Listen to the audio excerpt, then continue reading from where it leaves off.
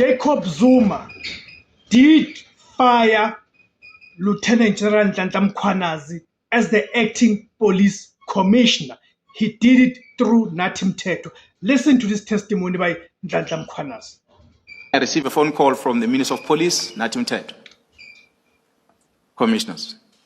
I went to his residence in Waterkloof. And when I arrived there, the Inspector General is sitting on one side of the table, Mr. Mthethwa is sitting on the other side of the table. The minister says to me that I forced the Inspector General of Intelligence to write the letter that says, Mkhwebi is wrong, this matter must go to court. She said, I forced her. Then I told her, I said, no, Minister, Advocate Khateb is an old woman. She's an advocate. How can I point a gun at her and force her to write a letter? Besides, when this letter was written in her office, and she actually is not the author of the letter. The author of the letter is